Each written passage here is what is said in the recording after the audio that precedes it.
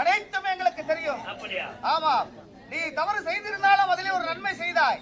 அதனால் நீ செய்த தவறை நாங்கள் மன்னித்தோம். மீண்டும் சிவமணிக்கு உயிரை கொடு. இப்போதே கொடுக்கிறேன். பெண்ணே, நிறுத்துங்கள். என் கணவருக்கு உயிரை கொடுக்க தேவையில்லை. ஏனென்றால் என் கணவரை மாண்டு மடித்து விட்டார்.